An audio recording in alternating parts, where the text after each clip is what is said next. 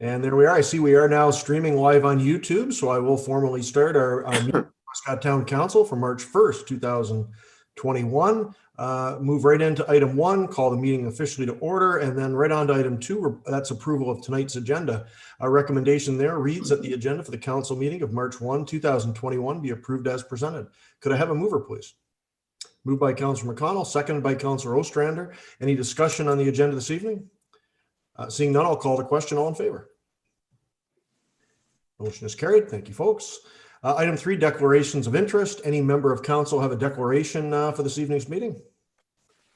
Seeing none. 4 presentations, none this evening. Delegations, the same, nothing scheduled tonight. Takes us to item 6, that's minutes of our previous council meeting, and item 6.1 is the set of minutes from February 16th, 2021. That recommendation reads that the council meeting minutes of February 16, 2021 be accepted as presented. Could I have a mover, please? Moved by Councillor Burton, seconded by Councillor Shankar. Any discussion on that set of minutes? Seeing no, I'll proceed with the question then. All in favor? Motion is carried. Item 7, communications and petitions. Nothing there in the agenda tonight. Item 8, under consent reports, we do have 2 items there. 8.1 is the council information package, as usual. 8.2 is staff report 20-2021. That's the usual statement of remuneration and expenses for members of council for 2021. Would anyone like these items separated, or can we proceed as with the full recommendation? Councillor Young? Thank you, Mayor Todd. I have some concerns and comments about item number 7. The resolution about cannabis production facilities. So I'd like to move that to another meeting if we could. Okay, sounds good. Everyone okay with that on item 7 on the information package? Seeing a lot of nodding heads, so we're good there. Anyone else have any comments on either of those items or would like them separated? If not, I'll proceed with the recommendation and put it on the table. Alrighty, so seeing that, the recommendation reads that all items listed under the consent report section of the agenda be accepted as presented. Could I ask for a mover, please? Moved by Councillor Ostrander, seconded by Councillor Jansman. Any further comments, questions? Seeing none, I'll call the question. All in favor? Motion is carried. Thanks, everyone. So moving right along, item 9, committee reports. Nothing there because we've had no committee meetings of late. Item 10, Mayor, a few comments in the last couple of weeks' activities. Wanted to note I attended along with Councillor Shankar and CAL Armstrong a meeting of our joint task force with Augusta Township on Friday. Invite Gory to comment more on that as well, but I think it was a really good meeting, a good first step for what we're doing working with Augusta. 2 topics we did look at was that RFP that's going out or is out for that economic development strategy plan. That's Matt, has that gone out yet, or is Augusta approving that? No, it was issued last Tuesday and should be back to us, I believe, on the 15th or 16th of March. Okay, so that's coming back to us shortly. We'll have more information on the successful proponent there within the next few weeks. Good meeting, though, and we did look, of course, at a lot of items that were identified under that joint service delivery review, areas we can cooperate with better with Augusta and just work together overall for the betterment of all our residents. So excellent first meeting, and we did set a regular schedule there so that committee will be meeting on a regular basis. And we're looking at bringing information back to council as early as April on that. So stay tuned, but good work moving forward there. I attended a Board of Health meeting on Thursday, February 25th. I just did want to note that because the one subject that did arise there that I'd ask for some further clarification on was the vaccination schedule. In particular, with regards to Wellington House and Mayfield here in town, there has been some concern about Wellington being vaccinated and then Mayfield not being vaccinated, and just how these homes are defined in the provincial plan. So I was informed by Dr. Stewart that day at the meeting, and I see it was picked up by the Recorder and Times, I believe, on Friday. So everyone may have seen this. It does look like Mayfield is going to be vaccinated this week. So that's good news that we're seeing that roll out. And they have listed, there's more information on the vaccination schedule being posted all the time. So hopefully we're going to see some real good movement on that shortly. I've always had some concerns there myself, not just with the long-term care homes, but with older residents that have been stuck in their homes for the better part of the last year. And getting them on the schedule, the 80 and plus crowd, to get them vaccinated as soon as possible so they can hopefully go back to some semblance of a normal life in the very near future. So I believe there's more information coming out on that all the time. I have asked our staff to share that more frequently with our social media, just to make sure that everyone in Prescott and the surrounding area that follow our social media channels are fully informed there, because obviously that's a major subject of concern right now. And if anyone has any questions or concerns from members of council too that I can relay through to the health unit board, please let me know at any time, and I'd be happy to pass that along. And also we had meetings of our housing task force with the joint services partners at United Counties last Wednesday, and we followed that up with the first meeting of the joint services committee renegotiation group. That's the mayors of Gananoque, Brockville, Prescott, myself, all of our CAOs, and Warden Roger Haley of the United Counties, and United Counties CAO Andy Brown. It's a good first meeting. We just went over some priorities that we want to try to accomplish with the renegotiation of the Joint Services Committee agreement. And some good progress made initially, but obviously it's very early steps, and we're just sort of laying out the ground rules and the groundwork for how we're going to conduct this. And we look forward to strengthening our partnerships with our partner municipalities and also our friends with United Counties. And I attended a meeting of our planning advisory committee last, what was it, February 17th, but I'll leave it up to the chair, Councillor Jansman or Councillor Burton, to mention more on that as they attended that with me. So that's all I have for this evening. So I'll move along and we'll continue with item 11, outside boards, committees, and commissions, and start as always with Councillor Burton. Please, Leanne, go ahead. Thank you. It was a very productive CIP meeting, and I'll let Teresa tell the good news, and but that's all for me. Thank you. Thank you very much. Councillor Jansman, please. Yes, the planning committee met and it went very well, but it will be brought out. A couple of the items are on the agenda today, so we can discuss it then. Mayor Todd, if I could, the BIA had a planning session last week, and unfortunately I couldn't attend. So if I could ask you to perhaps give a highlight or two about that, that would be great. And that would be it for me. Thank you. Excuse me. Yeah, very good point. It was a good meeting. Just it started with a review of the budget, and it just sort of branched into a lot of good topics for BIA development in the downtown. We did also welcome 2 new members in Belinda Campbell and Jeannie Fox Dibble. Fantastic to have a new people joining the BIA. It was a really good, thorough discussion just about a lot of matters of importance to the BIA group. A lot of it, one of the items that just does keep coming back is that idea, that streetscaping plan, and just doing what we can to sort of beautify the downtown. Looking forward to installing those new benches and the revised planters that we asked, as a BIA board asked the town to look at last year. And just if I could summarize anything, I think it would be the biggest is the downtown streetscape and rejuvenation, and also the willingness to cooperate with us on a joint coordinator position that has been brought to them. And we'll be discussing it a little later tonight in the closed session, and then we'll hopefully have some information to arise from that closed session regarding internal organization there. So, but they're all in with both items, and that's, I guess, the main priorities that came out of last week's meeting. Thanks for the reminder on that. Thank you. Anything further? Yeah, I'm guessing the mute means no. That answer to that is no. So move along. Councillor McConnell, please. Thank you, Mayor Todd. Just the usual for me, nothing exciting. The library is still open for visits, normal hours. Well, not normal hours, but normal hours according to what we've been running when we've been open. That's 11 to 5 through the weekday. Walker House, Susan still has a good schedule of activities that are going on there with Zoom meetings, telephone meetings, and give Susan a call and she will be glad to help you access that.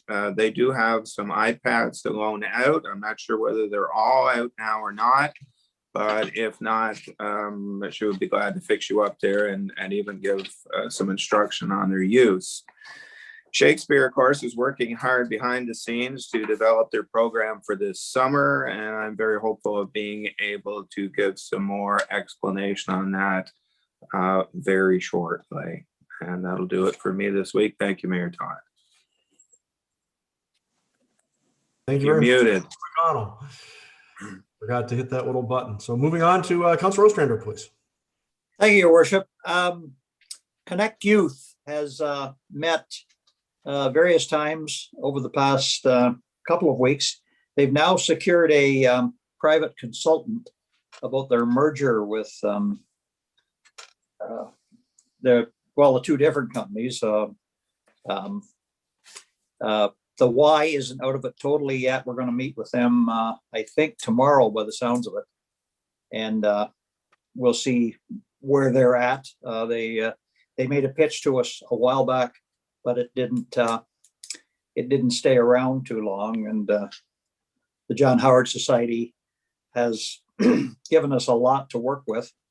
So we'll have to see how that goes. But it's in the process. It's in the mill, and I shouldn't really comment on where I think it is, because it isn't really anywhere just yet. But having the private consultant sit in on these has been a big help to us, because he's from Western Ontario, and he's been in this kind of business all his life. And he's just recently retired and doing private stuff now. So that's helping a lot, because it's correcting a little bit of the vision we had in some areas. So anyway, more to report on that.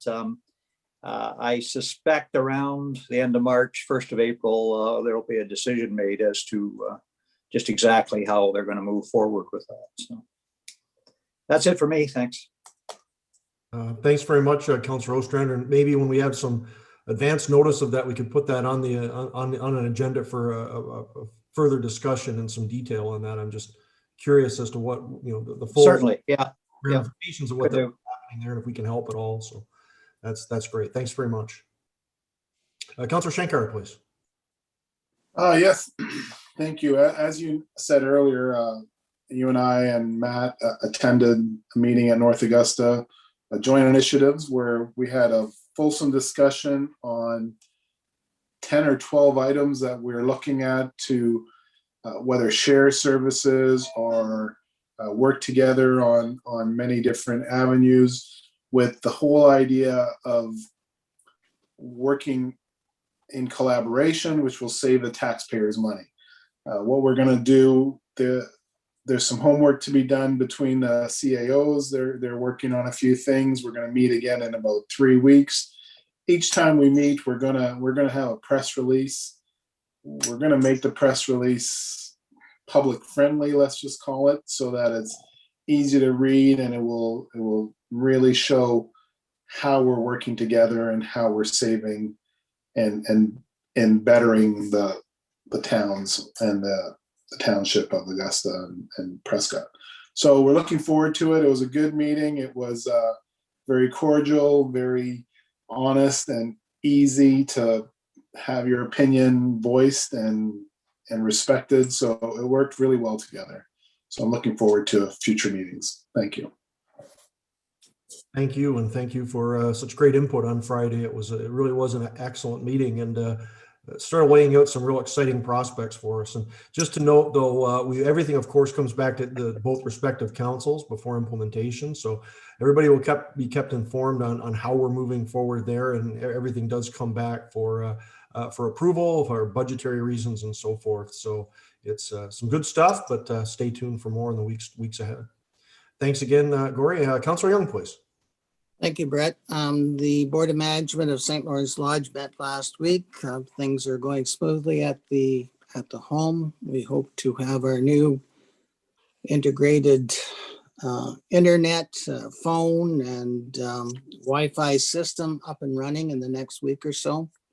We'll make it easier for the residents to have video conferencing with their family if they participate in the program. The other thing I just would mention to visitors at the home is, as the rules out of Toronto and the health unit change, So do visiting conditions at the lodge. So I would suggest before you just show up at the door, you place a call and find out what the current rules are. So other than that, everything is going smoothly at the lodge. Thank you.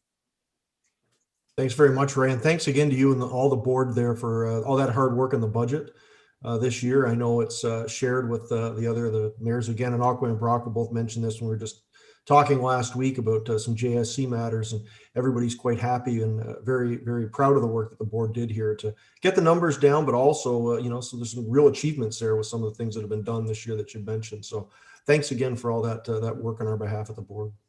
Thank you. And thanks everyone. So that concludes item 11 tonight. So we'll move along. We do have quite a number of items under staff this evening. So 12.1 is staff report 21-2021, and that's the 2021 Community Grant Application Review Working Group. Recommendation reads that council appoint the following 3 members to the 2021 Community Grant Application Review Working Group to review the applications. Those members being Councillor McConnell, Councillor Ostrander, and Councillor Young. Could I ask for a mover, please? So don't appoint these guys. Councillor Burton moving, and Councillor Jansman, did you second that? Okay, so we do have the motion on the table. Mr. Armstrong, any background here? This is the same group as last year, I believe. It is, and so each year we have a review working group, and these 3 individuals have been on it for the last 2 years. So it'd be great if we can continue with that group, if they so desire, and move that forward. And we would like to try and get the community grant recommendations back to council at our next meeting. And so it'd be great for everyone that put in an application to know the status. Yeah, absolutely. I know we have had a couple of queries already about people that are kind of champing at the bit to get going for this year. So open up for any further discussion, any comments, questions? Seeing none, then I'll call the question. All in favor? Motion is carried, and thanks again for the working group for taking on this task.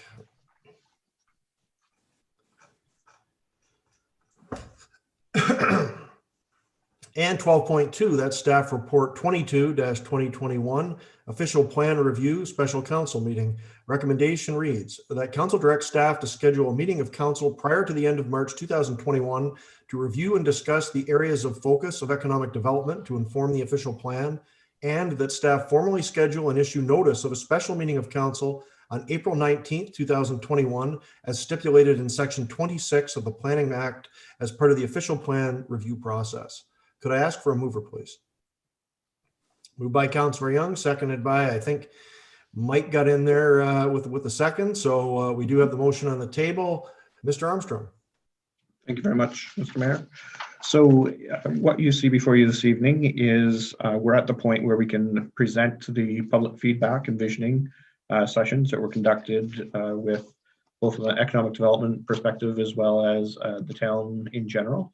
And that leads to an official special meeting of council, and we're suggesting that that would happen naturally on April 19th, as it's a natural meeting date for council, and we would have a special meeting followed by council. So that's the intention there, and I believe you yourself, Mr. Mayor, would like a session before that to help inform the economic development side of the official plan. And so prior to that meeting, we would send out what the feedback was from an economic development standpoint to council. Council would have again a special meeting before the end of March to review that feedback, as well as develop some ideas that help inform the official plan.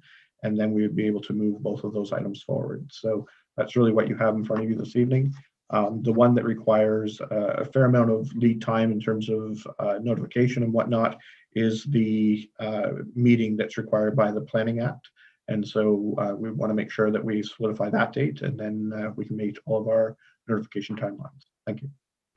Thank you very much. And just before I open it up for comment, I will note the economic development portion of this was something that we did talk about at council. I think it was early mid last fall, and Councillor Jansman and myself and the CAO and our economic development officer did meet about this. And we had planned this for January, but of course we moved into the lockdown, and we sort of decided that we probably not a good idea to go ahead with it at that time, as this is something that would be nice, if at all possible, to get everyone in the room together to actually discuss this, because this is a lot of strategic planning here, and I think that would work better if we can do it in person. So still have to talk about that in-person element of this because we're not obviously out of the woods yet, but we're just putting it back on the schedule so we can start this process and hopefully get back to that economic development strategic plan we talked about a couple of years ago and was in our plans back then, which I think we would be a good thing to do before the OP.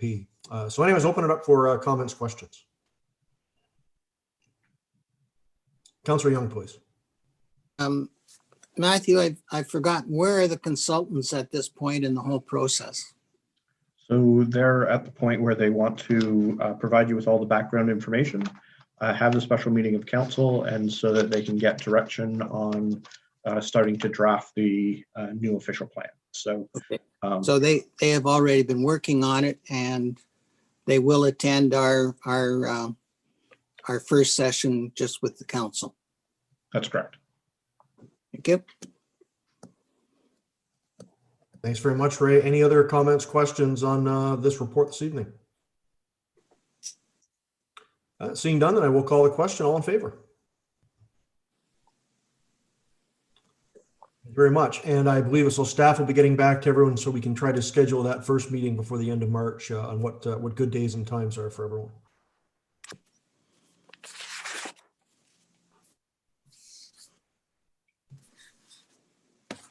And 12.3, that's staff report 23-2021 winter maintenance operations review. Recommendation reads that council directs staff to conduct a public survey on winter maintenance operations and for staff to report back to council in the summer on suggested modifications to the policy. Could I have a mover, please? Moved by Councillor Burton, I think seconded by Councillor McConnell. So with that, I will open it up, and I believe, Mr. Richard, you have the report on this, and we did, Councillor Shankar and myself met with Nathan and Matt last week just to review some items here. This is something I asked staff to bring forward a little while ago, and Nathan's done an excellent job putting some information together and being really proactive on our winter maintenance. So over to you, Nathan, for your report. Great. Thank you. Through you, Mayor Todd. So what we wanted to do tonight is just overview the policy that was done in 2015. Excuse me, and give some narrative around some of the things that are happening and some of the things that aren't, and just look at the policies and the level of service that currently come with the winter maintenance. So essentially, every 8 hours, somebody from operations is monitoring the roads to make sure that they're as they should be, or if we should be deploying some staff to go look at the, get the salt trucks on the road or get the plows on the road to start clearing the snow.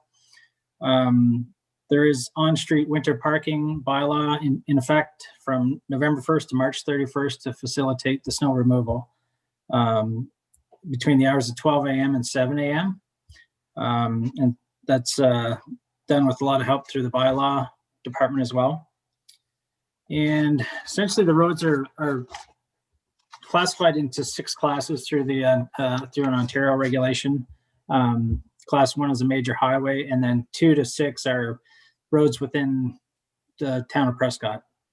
So it kind of goes through, and some of the information in the report is information that came through out of the policy. But essentially, if it's snowing, the staff will go out and bring the snow levels down to a minimum of 2.5 centimeters within 4 hours on the roads. And then there's a certain period of time where the roads have to be bare, and that's about 24 hours on the classes 2 and 3.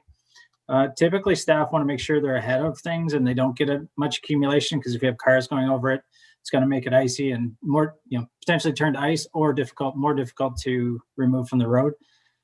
So they're always ahead of the these timelines that you see here, just to make things a little easier as the snow continues to fall. And there are a couple the 5 and 6 class roadways. You could have 3.7 centimeters of snow on those, and still you can kind of drive through that. And these are like your very small roads where there's not a whole lot of homes that but potentially that could be left on the roads, but the guys usually typically take care of that. So the sidewalk snow clearing is another category of clearing that we do. And there's 4 different classes for the sidewalks, and typically the 1s and 2s are cleared within 48 hours. I think the staff, again, they typically are out with the sidewalk plows at the same time as the road plows and taking care of the sidewalks at the same time. So usually within the 48 hours, or certainly better than that. And there are a couple sidewalks classes that maybe don't have a maximum service requirement. So you kind of, that priority would be one of the lower priorities on the scale as far as removing snow. And then some of them aren't serviced at all. And there are some sidewalks within the town that historically haven't been plowed. That including, some of them are including East Street, Duke Street, and Prince. And some of the reasoning behind that is East Street is a very narrow street. So if they plow the roads and plow the sidewalk, that little windrow that sits between the two makes the road too narrow to be passable with 2 vehicles. So they do, in that case, they do use the wing of the snowplow and clear at least one side of the road where there's no hydro poles and move the snow up a little bit more. And that's for 2 reasons. One is to allow for more snow storage as we get more snow in the winter, and the other is to kind of clear the sidewalk at least a little bit. An example on Duke Street, there's an older section of sidewalk there that is quite a bit narrower than the other sidewalks, and the slopes up on one side of it towards the road. And typically the sidewalk plows will kind of disrupt the grass and just tear it up. We're going to look at that as we replace Dibble Street, because we might be able to take care of that section of sidewalk as we come down and do the Dibble Street construction this summer. So again, we ensuring the sidewalks are plowed to acceptable levels is always of utmost importance as well, and getting them done in the appropriate timeframes. And we've also kind of had discussions with the bus stop company. Sorry, forgetting the name now, but the Student Transportation of Eastern Ontario, about where all the bus stops are throughout the town, to make sure that we're clearing those sidewalks really well, and making sure we're mentally taking note of where kids are traveling. And the other item is that we're making sure that we're clearing them as soon as possible for people that potentially have accessibility requirements to. It's tough enough to get around in a wheelchair on a good day, let alone with some snow on the sidewalk. So we're trying to make sure we're, getting that done as fast as possible.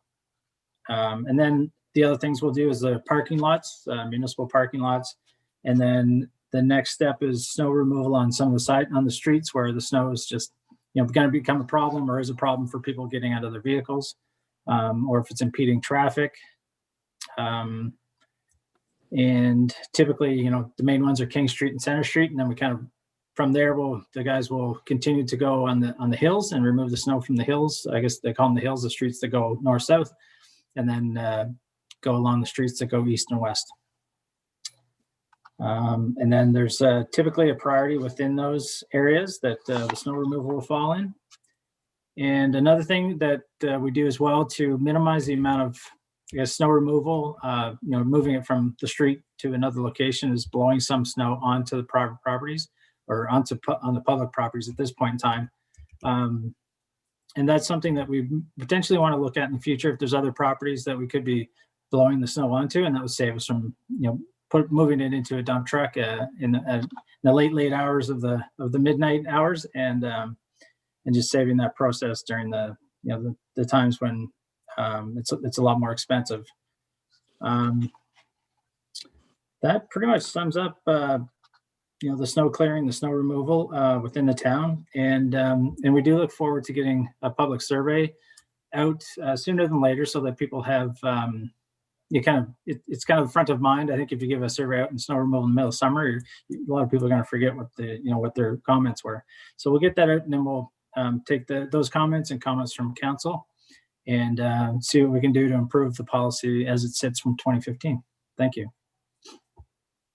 Thank you very much, Nathan. Open it up for comments and questions. Just want to lead off though by thanking you and all the frontline staff for the fantastic job you have done on the snow removal this year and every year. I think we've got by far the best snow removal in Eastern Ontario, if not the province, as far as it goes for a small community. So this is just a review of a policy. It's not to we're doing a great job, but you know, as always, we can always do a little bit better. So it's good to always take stock of what we're doing. But I want to start off with a thank you for all that great work. Councillor Young, please. Thank you, Mayor Todd. Yes, we've always had very good snow removal. And as I told Nathan a couple of weeks ago, I think this is one of the best years I've ever seen. I believe in part it's because we have that second trackless now. And so sidewalks can be either plowed or we can use the snow blower attachment. And I think that's been a terrific improvement in the snow removal process. Thanks very much, Councillor Young. And I apologize. Actually, I should go to Councillor Shankar first as the chair of Public Works here on council. And Gory and I did attend that meeting last week. So, Gory, any observations you'd like to share this evening before I open it up to everyone else again? Oh, thank you, Brett. No, it was a good meeting, especially for me. I hadn't seen the old bylaw before, and we had some good maps that Nathan had produced and Matthew Armstrong had produced. So it was a good learning curve for me. And like you said, we're doing an excellent job in town. It's just how can we do better, and that's what it's all about. You know, in the last few weeks, we've got our most of our snow for the whole winter has dropped in the last few weeks, and you'd never know it looking at downtown. I mean, it's pretty bare, although I didn't look out there today. So, but no, I think it's a good process. We will go to the public and get some public input. Hopefully, it's mostly positive, and we'll take it from there. Thank you very much. We'll open it up to other councillors now. I think Councillor McConnell, you had your hand up a moment ago. I did, Mayor Todd. Thank you. I concur completely with Nathan that now is the time to ask the public for their comments as far as snow removal when it's fresh in their minds, especially if they look out the window tonight, it's still snowing. So that's the time to get public feedback when they have complaints, when they have compliments, when they can tell us what we could do better and what they're happy with. And I think the sooner we get that survey out there, the better, and the better information we'll have. We've been spared this year. We haven't had that huge dump of snow that we've had some other years. And we've been lucky in one respect that when it got cold, it stayed cold. So we didn't get the melting and freezing cycle that we've had other years too. That's put a tremendous amount of ice on the streets and ice on the sidewalks. And that always puts a big strain on our department trying to clear that ice off. And we've been lucky in not having that this year.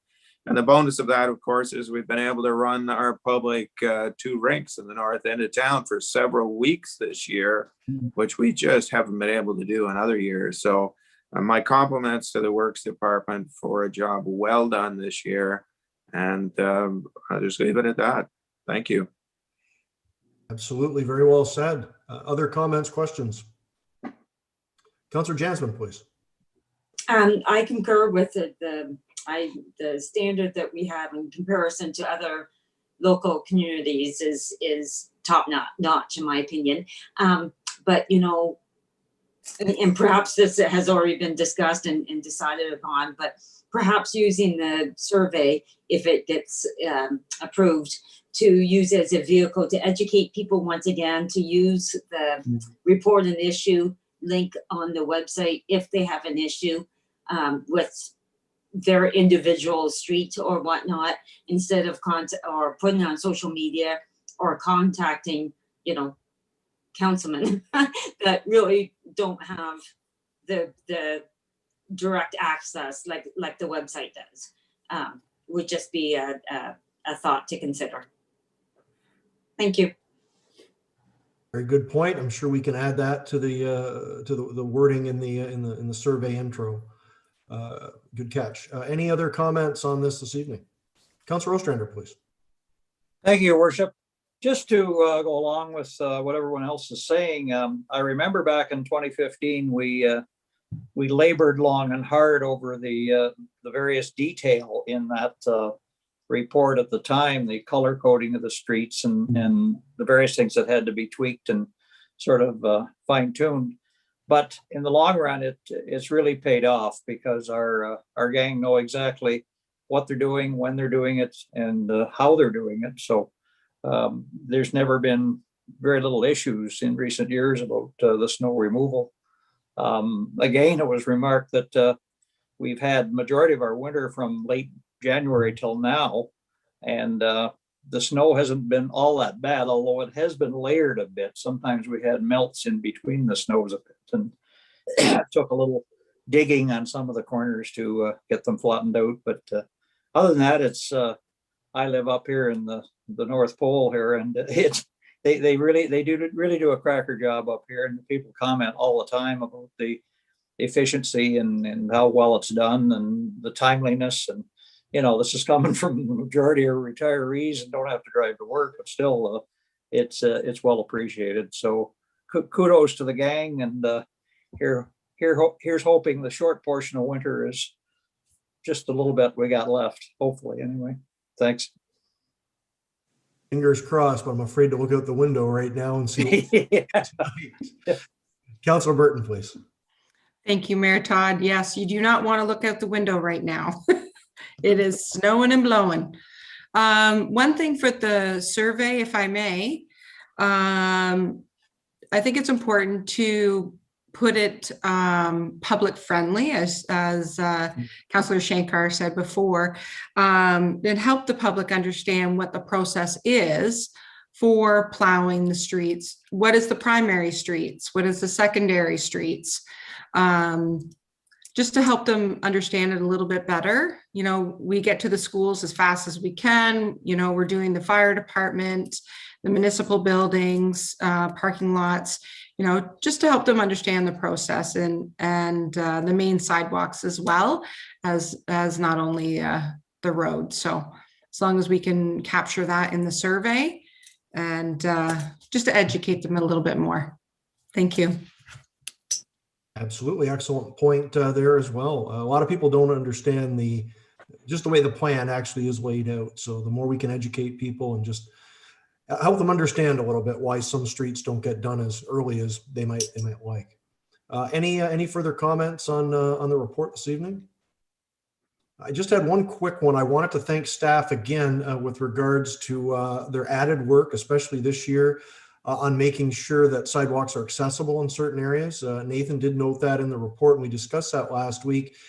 This is never going to be something that's perfect, simply because Canadian winters just don't allow for it, no matter how good a plowing team you've got. And we do see more and more people on the streets in the wintertime with various accessibility devices, scooters, chairs, and so forth. And staff's been excellent. I've referred a few comments to them with a gentleman in the North End that's had some issues getting to and fro a bit this past winter. Staff's been fantastic on the responsiveness there.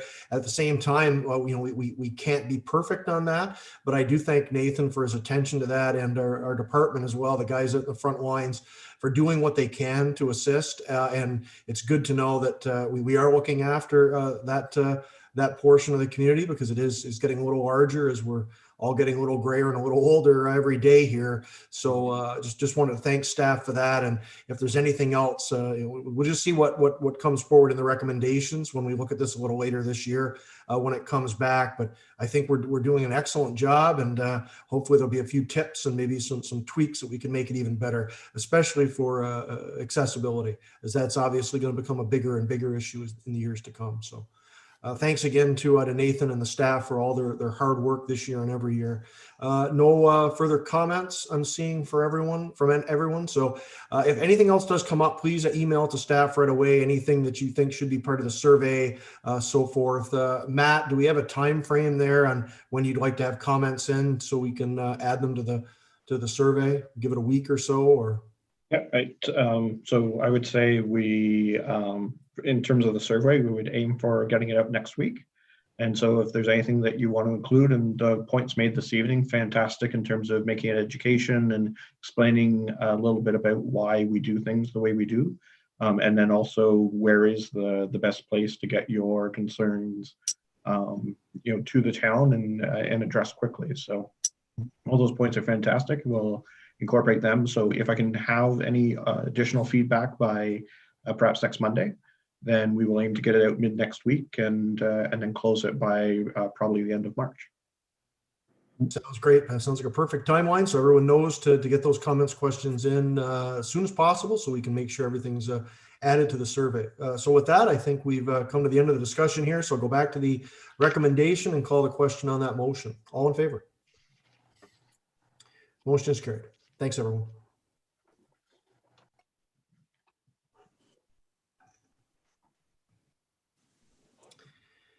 We're moving on to 12.4, moving into the budget portion of this evening. So 12.4 is the 2021 project budget review and alignment. Mr. Armstrong, please. Thank you very much. So I'm going to share my screen and we'll just go through it. And then as questions come up, certainly we can address them.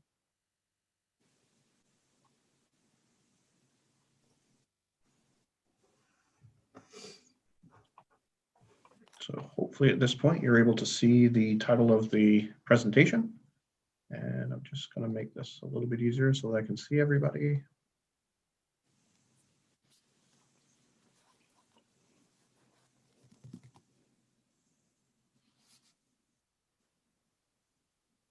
All right, so there we go.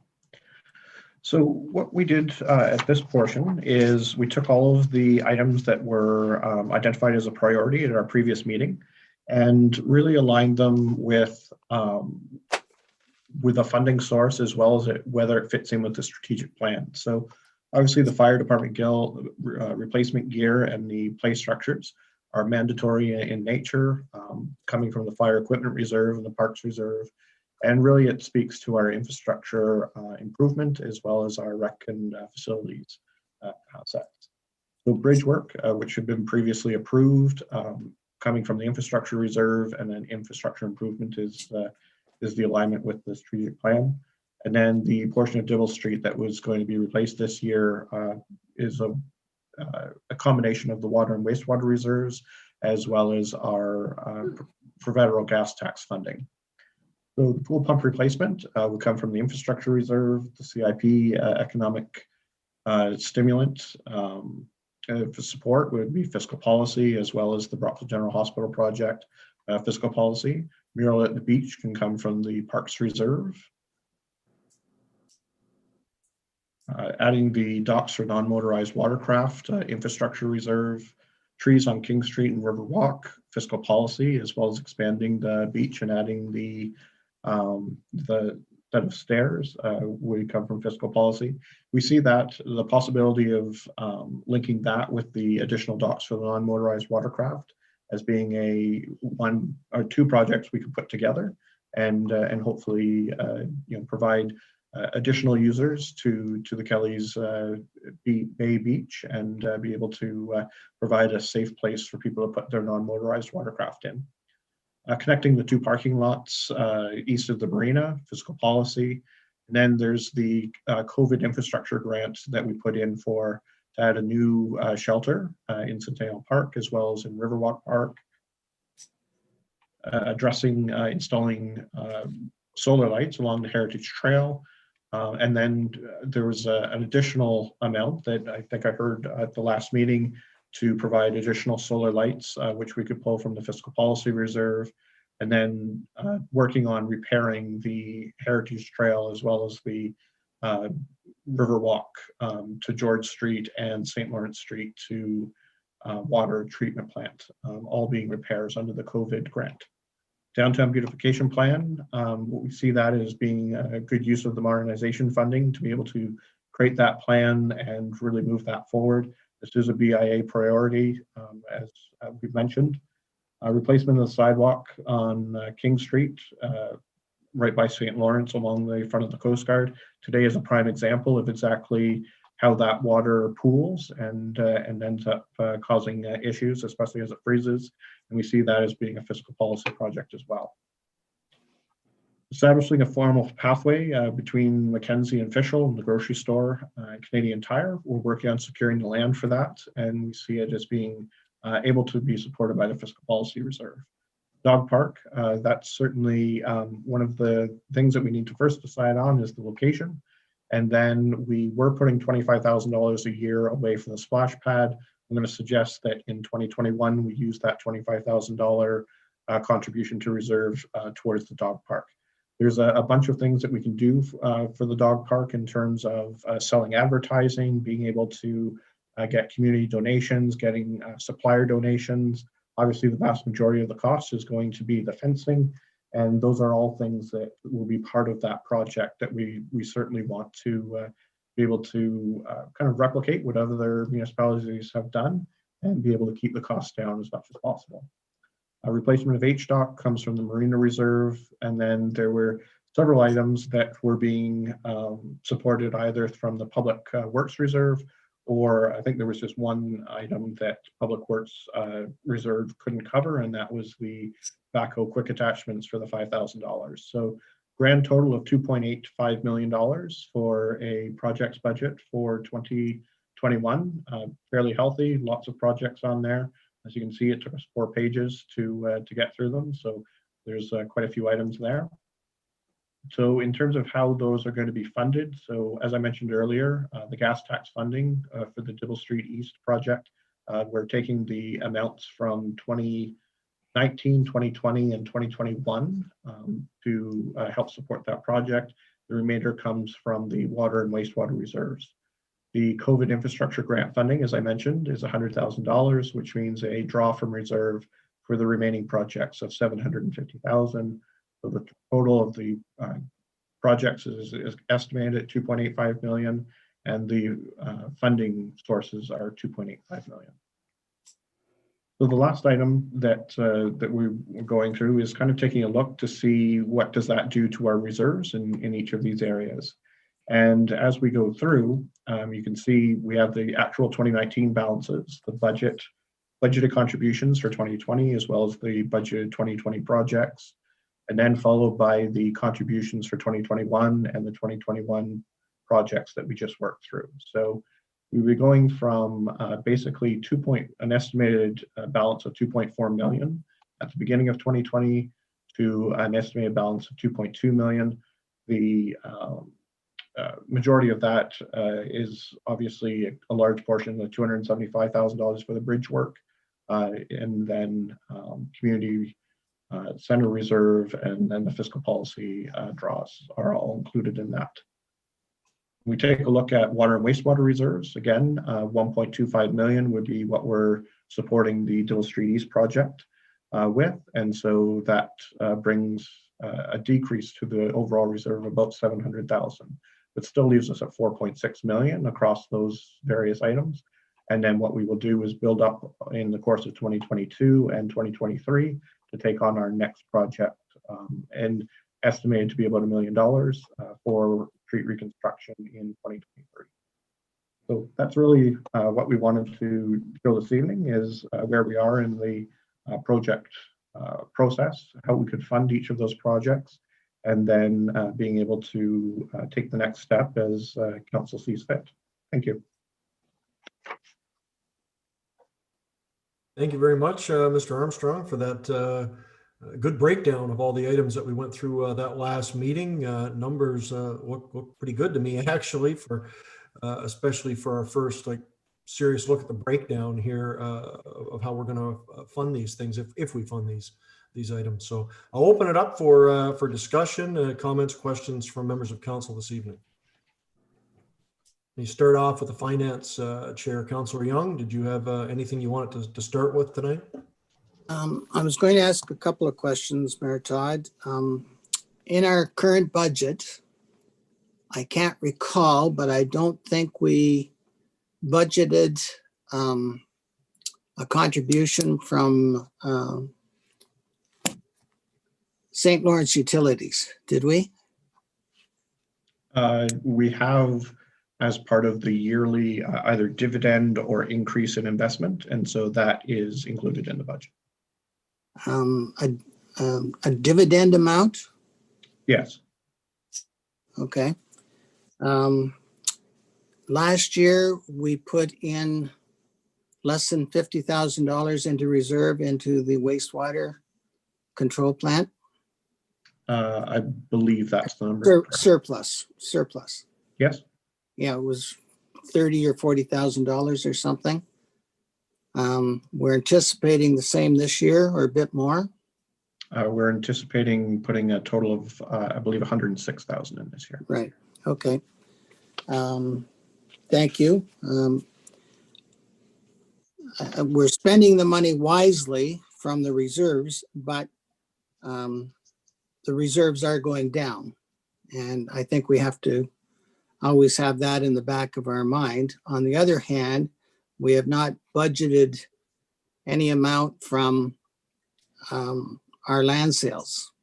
When and if they go through, they will be added to reserves. So that makes me feel a little bit more comfortable that we're going to wind up at the end of 2021 with more in the reserves than we calculated at the beginning. Those are my only comments. Thank you very much, Councillor Young. Other comments and questions on this portion of the budget this evening? Councillor McConnell, please. Thank you, Mayor Todd. A couple of comments.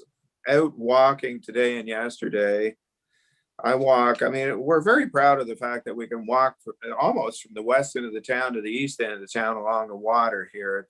We've made mention of it. I know you have, and I have many times, with the exception of that loop around the Canadian Coast Guard when we have to go up onto King Street.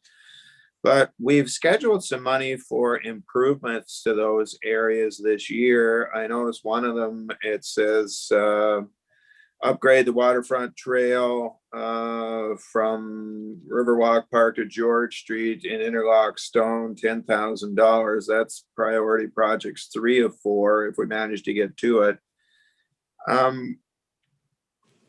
What you don't know is if you don't walk that all the time, that section isn't even plowed in the winter. And it isn't plowed in the winter because if you're coming from the east, you can't get off it. There's no connection between that walkway in front of the United Counties and George Street. There is a section there that is just dirt. It's a little path that people walk through in the summer. But yeah, that entire area still gets walked on by the same amount of people in the winter, because if you walk through there today or yesterday or the day before, what you find is a tramp down path in the snow. It's not plowed, therefore it can be dangerous.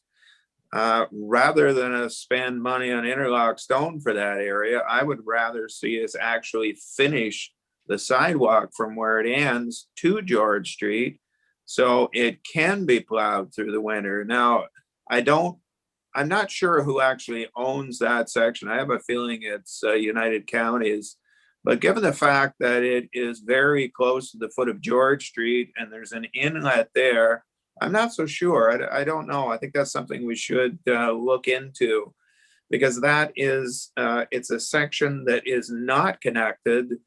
Everybody walks on it. I don't know what the liability would be if somebody slipped and fell there, but you can't plow it. You can't get a sidewalk plowed through there because there is no sidewalk. It needs to be fixed. The other section that is in dire needs right now, which you wouldn't know in the summer either, and that's the Millennium Path east of the marina. And I know you walked that yourself. If you've been down there today, you're going to know exactly what I'm going to say. It is buried underwater from the edge of the marina right to the pavilion down there.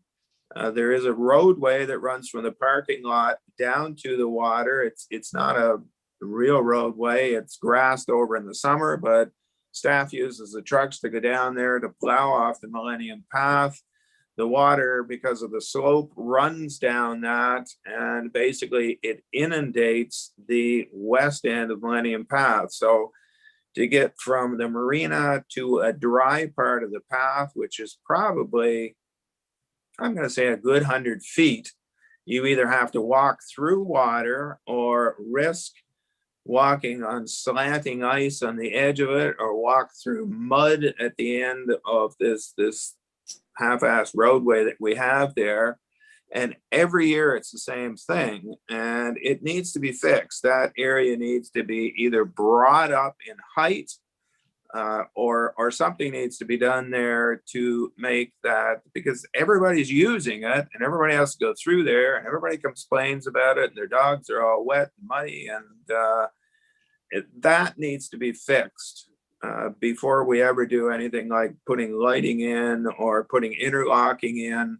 We need to have a pathway that is walkable 12 months of the year with plowing, and that is not, and it probably won't be for the next month. It's just a mess. Thank you very much. Excellent points. Those are two serious areas. I walked a couple of times on the area in front of Prescott Place, and it is very hazardous. That is something that we should be looking at. And that other area, that low spot that just turns into a swamp or skating rink, depending on the temperatures down at the start of the path. And there are a couple of lows, of course, as well further down. But I don't know, Matt, Nathan, if you have a comment on that. I know we've discussed that and it's come up at council before. So I'm assuming that's the plan with at least some of that $100,000 to really address these areas. They're well known. Relatively serious problems. The one over on the county's property and everything's a little more complicated, given that I don't believe we own any of that. But any comments on this and how we can move forward? Lee's got some really good points on that. We have to make sure this is all fully accessible in the winter time as sort of the top priority. Through you, Mayor Todd. I think so the trail, we're certainly going to take a look at that this year and see where we can improve the water issues. We appreciate you giving us the details of all the issues that you see, because I know you do get out there every day and you're experiencing the good and the bad. So we definitely wanted to take a look at that and see what all could be entailed to improve that. One of the things we could potentially do is maybe put some of it could be change the interlock, and maybe that will help the drainage issues. Again, like you said, also raising it up as well, or doing some sort of channeling with the water that's coming through, or potentially a culvert. So we'll take a look at that. And I think that in front of Prescott Place, if it is owned by the counties, something that could be done there is an agreement for the town to be able to use the surface of the property, and so basically like a license to operate a path on the top of on the surface of the ground. Yeah, I should say it's not really Prescott Place, because we of course own that waterfront section there. It's further over, I should say, but it's connected to Prescott Place, and everybody just kind of calls it just front of Prescott Place all the way along. But as Lee's mentioning, that's really over further towards where it turns back up to George Street. Yeah. Turns up to George. So, okay, that's good. That'll be seriously looked at. And I mean, there's a fair bit in the budget for that reconstruction and the grant. So hopefully we can include this as we go forward. I mean, maybe there's something that'll surprise us. Maybe there's something additional there that will require a few more dollars, but you guys it's been highlighted and underlined a few times now. So if you could bring something back to us on that, I guess, if we're approving this and we do go forward with these items, that's something that if it requires a few extra dollars as we're in the process, I just suggest we bring it back to council for an update once the RFPs and things start going out there, or however we're scheduling that work. And if we have to add a few more bucks to it, I know, speaking for myself, I'd be happy to add it there, because as Lee mentioned, there are some issues that need to be addressed that have deteriorated over the years, and we've got a lot of people on the streets now walking more so than ever before, and we just got to make sure that these areas are fully accessible 12 months of the year. So, other comments from other members of council on the items proposed this evening? Councillor Jansman, please. Thank you, Mayor Todd. Matthew, through you, Mayor Todd. Matthew, just because further on in the agenda, the infrastructure reserve is going to be topic of conversation. Could you just outline maybe for us the difference between infrastructure reserve versus the infrastructure, the dedicated infrastructure reserve? Sure, absolutely. Through you, Mr. Mayor. Several years ago, there was money put aside for infrastructure in relation to the decrease in the OPP rates. And so that was put aside into a reserve.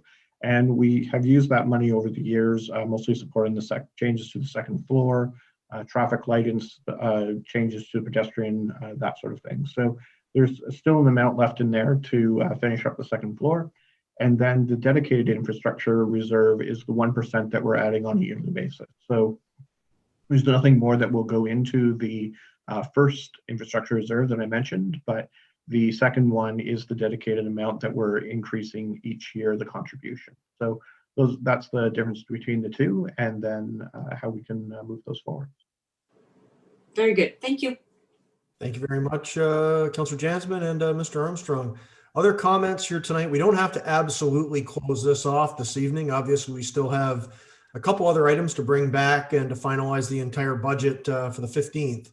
But I mean, I think we've gone a long ways down the road here with these projects, given the discussion the last meeting and what Mr. Armstrong's brought forward tonight to itemize everything and place it into the context of the budget and where the money's coming from. So any other concerns this evening that anyone would like to address or discuss? Because otherwise, I think we can probably leave this here, and we will see it back on the 15th for a little further discussion and just to try to tie the budget up completely with those couple other items we have left, like the grants, as we discussed earlier. So there's a few things that still need to come back before we finalize, but we're obviously very, very close here, I think. But any final word on the projects this evening? Okay, so that sounds good. So thanks again, Mr. Armstrong, for bringing that forward this evening, itemizing everything there. And speaking for myself, it looks good. It's, as I think Ray said, it's a good use of funds for the town. It addresses some projects too that people want to see happen. So I think it's some good news items in there if we go forward. So we'll leave off with 12.4 then this evening, and we'll revisit that when we're looking to finalize the budget, hopefully in 2 weeks. But with that, speaking of budget, we still have 12.5 tonight, and that's the operational budget review and alignment there. Mr. Armstrong, please. Thank you very much, Mr. Mayor. So again, I'm going to share my screen, and then we'll just walk through that information.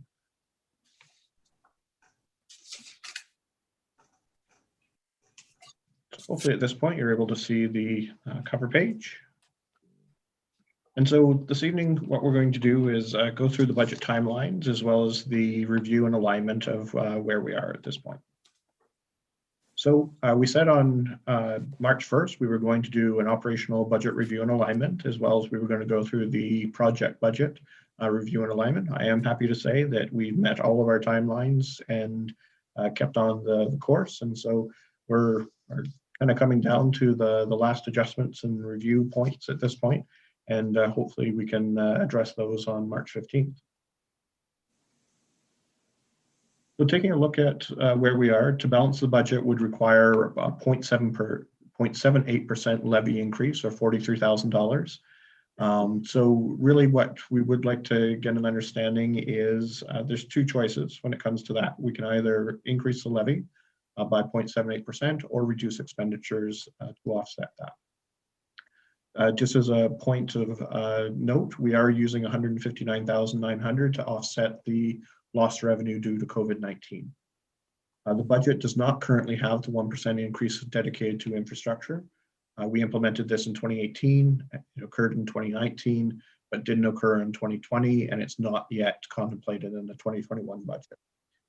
The decreases in the debt payment, we have one ending at the end of March this year, and so we've taken those decreases in the debt payment and put them into the dedicated infrastructure reserve. And that came to an increase contribution of $56,725, which is roughly equivalent to the amount that was not added in the 2020 budget. So really at this point, if we don't include the 1%, in 2021, then we're really only 1 year behind our original plan. If we do include the 1% dedicated to infrastructure, then we're back on plan, thanks to that the decrease in debt payments that we've now put into that reserve. So either way, we're only 1 year behind, and is the worst case, and best case is that we are even with our original intention of doing that 1% per year. So when we take a look at where we are with from the budget status point, you can see that we have a net of expenses over revenue of 43,000. That equates to the 0.78% that I had mentioned, and it does not include the 1% increase. So if we were to make no other changes to the budget and we were to implement the 1% dedicated to infrastructure, that would be a total tax increase on the levy of 1.78%. When we talked about last time and exactly what that would mean, the average homeowner for residential would receive a 1.78% increase. Our businesses and the industries would see a substantial decrease because of the education taxes.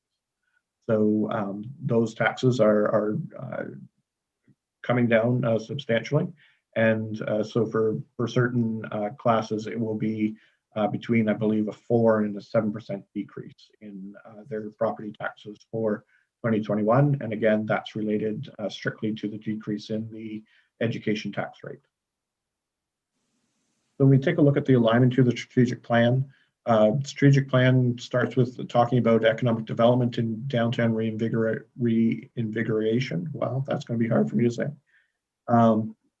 So we have included in the project's plan a beautification plan. We've included new trees for the downtown and Riverwalk Park. We are putting additional funding for CIP to be able to help support those projects. We are looking at options for painting or wrapping the traffic poles in the downtown area. We know that they're getting a little rusty and aged, and so we're looking at different options for that. There's going to be a focus on the baskets that are very colorful and flowing this year. We want to return to that level of standard and that people are wowed by those baskets in the downtown area. Additional planters along King Street. I believe the mayor mentioned earlier about taking those previous benches and transforming them into planters to be able to supplement the ground foliage that we see along King Street. Installation of the new benches and bicycle stands that were purchased through the BIA, and revitalization of the farmers and crafters market. That's a key that we really want to get moving on this year, and whether that's virtual or a combination of virtual and in person, then that's certainly something that we see as being a core of getting it off the ground in 2021 and really hitting our stride in 2022. The next part is hotel attraction and readiness. So the official plan review should have the majority completed in 2021, getting those policies in place to be able to really take advantage of anyone that might be interested in having a hotel here in the town of Prescott. And the zoning bylaw review is to start in 2021 and finish in 2022. Other parts of the economic development plan are the 401 industrial commercial attraction and readiness. Again, we're working with developers to bring projects to fruition. So part of the work is attracting those businesses and developments, and then we've been very successful in signing those purchase and sale agreements. But really the hard work becomes getting the shovel in the ground and making sure that we've done all of our due diligence, as well as helping the developers perform their due diligence as well. So again, official plan and zoning will be completed for the official plan review in 2021, and the zoning bylaw review will start in 2021 and finish next year. Tourism development, again, focusing on partnerships. So St. Lawrence Shakespeare Festival, I believe Councillor McConnell mentioned earlier that they're going to be making some announcements in the short time. We want to be able to help them really get back to some semblance of normalcy, and we know that 2021 is going to be an interesting year, but wanting to make sure that they're here for 2022 as well. Folk Fest, again, they are a great group that started in the difficult environment of 2020, and they have plans for 2021 as well, and that will be part of the community grants that we received for this year, and talk about at our next meeting. Fort Wellington making a really concerted effort to draw our partnership with them closer with us, and being able to feed off of what we have to offer is from town facilities and resources with what they're doing from a programming and attraction standpoint.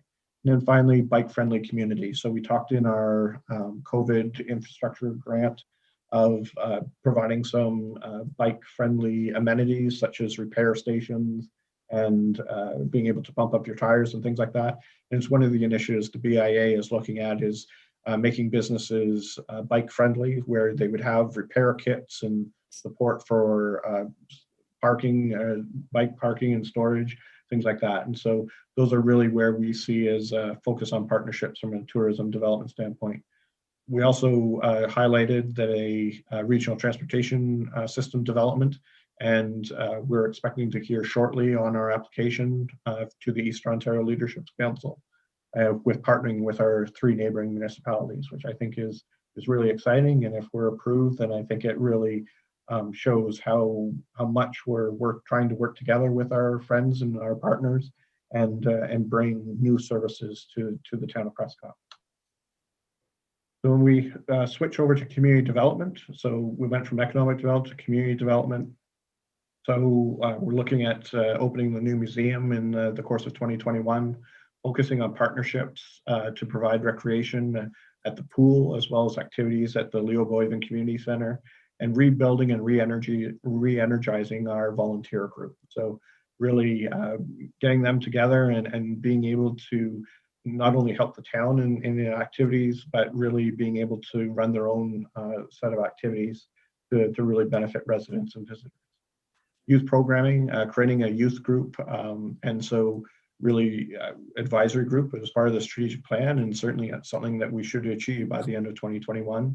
And again, focusing on partnerships to provide youth programming and activities. So that's certainly a core of what we are talking about, and it's all about partnerships. It's not, the town can't always provide everything to everyone, but it really behooves us to work with our partners in the community and in the region to be able to use the assets and resources that the town has, to be able to provide those opportunities to youth, as well as what we've talked about previously in our recreation and tourism type of activities.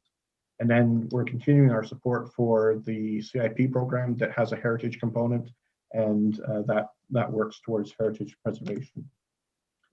So finally, the last pillar of our strategic plan was really around infrastructure. And we're undertaking 2 significant infrastructure projects this year, one being a portion of Dibble Street East reconstruction, and then the bridge work. A new asset management plan will be in place by July 31st for our core assets. And really a lot of the projects we just went through are addressing things to just make our infrastructure better, as well as getting the right equipment and tools for our town employees to be able to do the work that they do a day in and day out. And that is critically important from a leadership standpoint to make sure that they have those tools and equipment. Because there's nothing worse. When I'm at home and I need a hammer and the best I have is the end of my screwdriver, that's not the right tool for the job. And so getting the right tool for the job is critically important, and we want to make sure that our staff has that. Recreation facilities, again, investing in active transportation along the waterfront, really taking that COVID grant and being able to enhance what we're currently doing and moving it forward. Developing the dog park, as I mentioned earlier, adding new infrastructure such as the non-motorized water dock. That's certainly something that we haven't contemplated before, but have certainly really heard that that would be an addition, and people are excited about it. And obviously maintaining the play structures to address safety deficiencies is one of the key things that what we have, we want to make sure that is safe and usable for all of our users. So when we take a look at the budget alignment for the service delivery review, so we've been reviewing the org structure to match outcomes with accountability. Asset management plan by July of this year. Policies and procedures, that was a good portion of what we talked about on Friday with our friends in Augusta, and working towards getting those in place by the end of 2021. our joint task force with Augusta. First meeting was last week, and we're already seeing some really great returns on the implementing the building and bylaw software that includes GIS. And so building, I believe, has started using that software as well as bylaw, and they're really finding it being a fantastic tool to use, and really getting some great information that we want to be able to give back to council as to different things that we're seeing, and also the reporting capability is light years beyond what we've seen before. Really, that's where we are in terms of our budget at this point, as well as how it aligns with both our strategic plan and service delivery review, and more than happy to answer any questions that council might have. Thanks very much, Matt, for that very comprehensive, but also brief and to the point presentation of where we are with the budget, and also good to connect everything back to the strategic plan to show that we are focusing on meeting those goals as well with every dollar we spend. So open it up for comments from council this evening. I'll start with our finance chair again with Councillor Young. Ray, anything you'd like to contribute to lead off the discussion? No, there was nothing there, Brett, that was questionable. Good presentation. Thank you. Thank you very much, Councillor Young. Open it up to the rest of council this evening for comments and questions. Councillor McConnell, please. Thank you, Mayor Todd. The 1% extra that we are adding on or proposed to add on, it didn't last year because of the COVID situation. Adding on to our taxes for infrastructure. I've never been in favor of that. I feel that we devote enough of our reserves to infrastructure as it is, and you're aware of that. I've spoken to that every year. But Matthew made an excellent point here. We're paying off a loan, I guess, and that payment amounts to $56,000 and change per year. And that's going to be devoted into an infrastructure fund, which is essentially what we're talking about here with a 1% extra. And personally, I'm not against the fund. I'm just against adding the 1% on every year on top of the taxes that we already figure out. I don't see any reason why we don't take that $56,000 per year, specifically dedicated to the 1% infrastructure fund. And that's the end of the conversation. We never have to discuss it again. It will always be there. We'll never run into a situation like last year or possibly this year when we feel that we really don't want to do it because of the situation in our country. It will always just be there. It'll be an automatic thing. So my suggestion is that we do it with that money, dedicate it, and forget about adding the extra 1% on. Thank you. Thank you very much, Councillor McConnell. I don't know, Matt, I'm not sure I'm entirely following this. So how would this work exactly, what Councillor McConnell is suggesting? So, and that's what I was referring to, is that worst case scenario, we're only 1 year behind if we don't include the 1%. But I have taken that 56,000 and dedicated it to the infrastructure reserve, which really takes the place of not doing it in 2020. So, but that being said, it's a 1% increase incremental each and every year. So at the end of 10 years, it's actually 10% that you've incrementally added over the 10 years. So it works out to $500,000. It's not that 56,000 it would only account for 1 year of the increase. It wouldn't then be 1% every single year because it wouldn't grow at that point. It would only just remain 56,000. Okay, I guess, and I'll open it up for everyone else for just general comments, questions, but there's obviously 2 points here we need to, I think we should settle on this evening so we can give staff direction. And that's, of course, are we comfortable with the 0.78? And are we comfortable with the 1%, or are we not going to include that? So I'll open it up if anyone has any other comments, questions just about the general presentation tonight. And then I'll bring us back to those 2 questions and try to come to consensus on those 2 items so we can move the budget process along. So comments, questions in other areas here. Councillor Jansman, did I see your hand up a moment ago? Please. Yes, please. Okay, thank you, Mayor Todd. I too want to make a comment that I really liked that added lens to how it was linked to the strat plan. That's what we've been talking about doing, and we're doing it, and that's worth celebrating.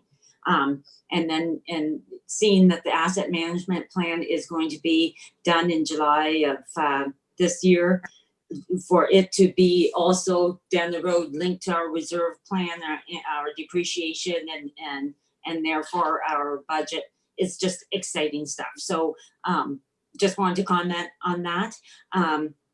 We could, as if you like, Mayor Todd, I can voice an opinion right now about the 0.78%, because we could potentially say, 40,000, try to find it and bring that 0.78% down, but that would be at the cost of not providing management with any kind of wiggle room or whatnot. And this budget obviously was developed with a lot of care and concern, and 0.78% is something I could certainly live with. And as a potential consideration is to move that 0.78% up to an even 1%, and with that difference of approximately 25%, which I know only equates to perhaps like 7,000 or 8,000, but earmark that to the 1% infrastructure that we're not going to potentially. So instead of 1%, make it 0.25% of the 1% by bringing the 0.78 to an even 1%. It's something. It's just a compromise, if you will, for consideration. Thank you. Thank you. So you're suggesting a 1% total with roughly 0.25% for infrastructure rather than the 1%? Yes, because the beauty of although I see Councillor McConnell's point, the beauty as what we decided as a group to do before COVID and whatnot back in 2018, 1% is accumulative, right? So the 10-year plan, as Matthew mentioned, is the beauty of doing that. So for not to do it, although last year was an exception and that was exceptional, but not to do it again this year, even though the 56,000 was found, that can almost be assigned to the 2020. And then if not to do it and not again for a second year is a slippery slope, in my opinion. And I'm a believer in the 1% idea of for all the reasons we did it a few years ago. Okay, thank you very much. So that does sort of kick us off to the main questions on the 0.78 and the 1. Anyone have anything else before we go straight into that and try to resolve those two questions on anything else on the presentation? Councillor Burton, please. Thank you. I do appreciate that we are investing in our operations department and with the equipment that they really need. I do like the comment from Councillor Jasmine of just rounding it off to the 1%. I think it's a smart move on our part. And, I'd be in favor of definitely doing that. Thank you. Okay, thank you very much. So let's go around the table then, since we've kicked off that discussion. So we'll go from Councillor Burton has spoken, Councillor Jasmine has spoken. Councillor McConnell, anything else to add on those two items, 0.78 and the infrastructure? You're obviously not against doing the infrastructure, but any other comments? The question, if I may, what's our total budget at this point in time if we went with the 0.78 increase, Mr. Armstrong? So our total budget would be $9.3 million if we went with a 0.78% increase.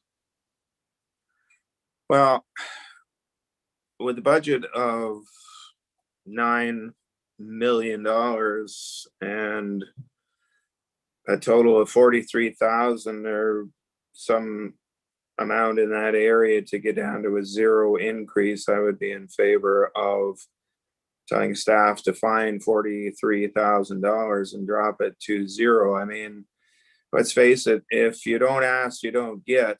But I suspect that there is some stuff in there that can be pared down, given the size of the budget, the number of items that are in the budget. We're talking less than a 1% here. I have a feel that we could get that down to 0 without too much trouble. That's my opinion. Thank you. Thank you very much, Councillor McConnell. So just wrap things up. We'll just go alphabetically if everyone's okay. Councillor Ostrander, comments on this portion of the budget? Well, there's arguments both ways here, and it just depends where your, I guess you could say your loyalties are headed in this. The 1% has its merit. I know Lee is a fiscal guy who likes to get them down instead of up, and his has merit as well. So it's really a coin toss, I think. I think Matthew's done an admirable job of putting it at the point it's at, and it's just a matter of choosing the fine-tuned direction that you want to take it. Thanks. Thanks, Mike. Gory? Yeah. So, we've gone through the budget process now for, I think 6 meetings now we've in total. And it's been very thorough and lots and lots of information. And I think, at the end of the 6 meetings, now we've come to the point where we're 0.78% in deficit, where we would be. So we would need to raise taxes by 0.78. And I'm sorry, I wasn't quite sure what Councillor Jansman and Councillor Burton were saying. Were they saying to increase that 0.78 to around 1%? Okay, thank you. So, I think if there was $50,000 to be found over the last 6 meetings, it would have been found.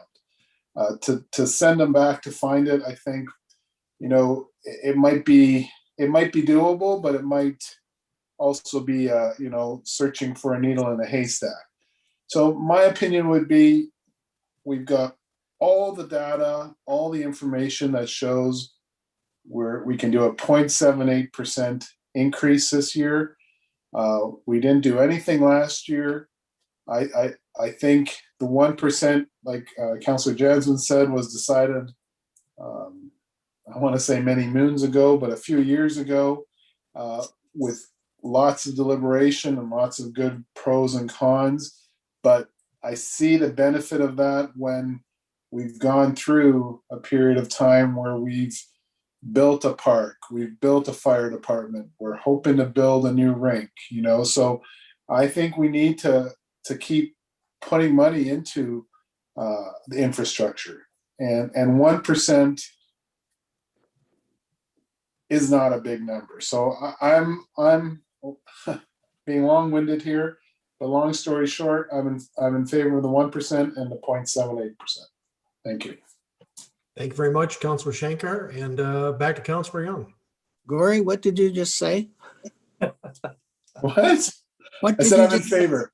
You're in favor of rounding it off? 1% infrastructure and the 0.78 increase.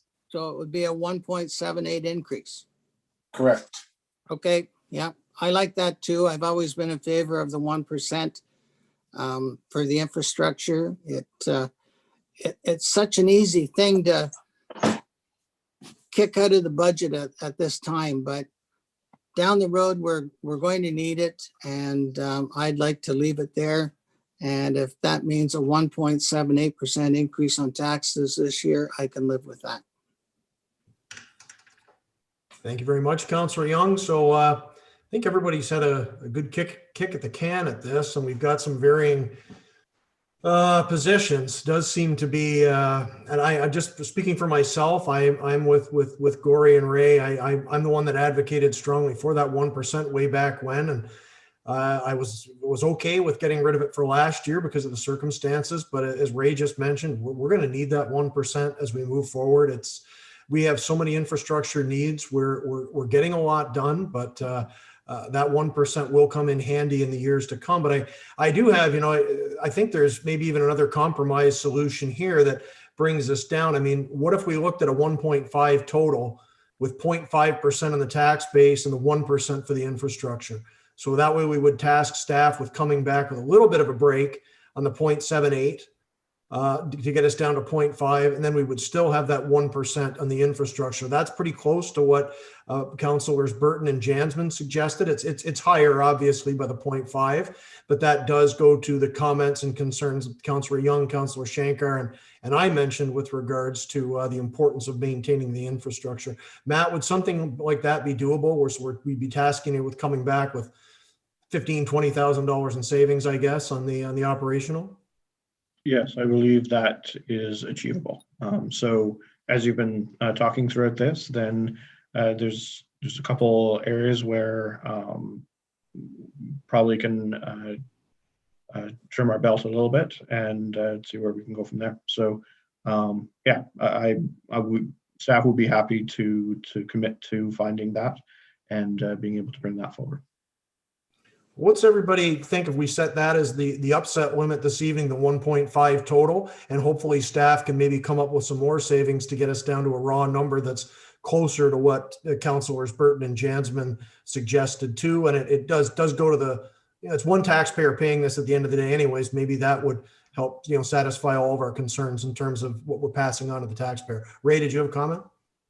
Well, just my math, and I'm not the mathematician that Matthew is, but that's probably less than $15,000 in savings that Matthew has to find. So saying tonight that our tax increase for this year is 1.5%, the town staff will have to find a $13,000, a $15,000 saving. And like Matthew said, that's doable. And it also sets them up to maybe come in a little better than that, and staff looks really good. So I kind of throw that out there as a possibility as well. So we could actually bring this down so the end numbers perhaps a little bit lower than that. Is everyone okay with that? Just as a general direction tonight, we're not, finalizing this till the next time around, but it gives staff direction. So we look at the max 1.5, including the 1% for the infrastructure. So it's very close to, I think it could settle a lot of, but I'll just throw it out there. Is that a good consensus for everyone to move forward with this evening and give direction to staff? But the headline tomorrow, Brad, it's going to be Prescott has a 1.5% tax increase. Mm-hmm. And we'll look even better if we bring that down to something lower in the next meeting. And I suspect we may be able to shave it a little more than that. But based on what I'm hearing from other municipalities in Leeds, Grenville, and what the increases are, I think we're still doing awfully well there. And got to remind people, 1%, this is infrastructure. It's not going into the black hole of administration or anything. This is actually going to projects out in the street. And apologies to the administration for calling you guys a black hole, but that's how people look at it in terms of infrastructure. Of course, they want to see the money put into projects in the streets. As do it. So is everyone okay with that for this evening? We can leave off. We'll bring it back for the final discussion. We'll see where we are with the final numbers. Do we need a motion on that to give staff direction? Councilor Young, are you happy to make that motion? If you require a motion, I'd be happy to make it. Yes. I think it's probably good to capture it. So and that's just an upset limit of 1.5 with 1% for infrastructure. This can, of course, be tweaked. We're not absolutely committed, but this is just getting staff direction for the final numbers for March 15th. And I'm sure when Lindsay drafts it, we're going to sound brilliant. I'm sorry, I'm not muted. Careful. So do I have a seconder on that? Pretty much everybody from the looks of it. I think Mike got his hand up just before we end. Any further discussion? And obviously, again, this is not the final number. We will get back to this for another kick at the can in 2 weeks. So with that, I'll call the question. All in favor? Opposed? Thank you. Okay, so that's passed for this evening, but as again, just to remind the media out there as well, this isn't final, but we are getting close to that final number, and we'll bring that back for 2 weeks, hopefully to conclude the 2021 budget. Thanks again to staff and Mr. Armstrong, of course, for putting all that together and making for such a good, pointed and brief discussion tonight as well. We really did kind of narrow things down the last few meetings to get to this point tonight. So thanks to staff, and thanks also to all members of council for a good discussion on all these items so far. And we'll be back to it in 2 weeks. So one more item under staff this evening, and that's 12.6, staff report 24-2021. That's the review of council remuneration for the term 2019-2022. We do this, I think, once per term of council, I believe, Matthew, is the procedure we have. So the recommendation is that council directs staff to assemble a working group of 3 to 5 community residents to review council remuneration as required by section 283(7) of the Municipal Act 2001 and provide recommendations from the working group back to council by May 31st, 2021. Could I have a mover, please? Moved by Councillor Ostrander, seconded by Councillor Burton. With that, I'll turn it over to Mr. Armstrong to touch on some of the points in his report this evening.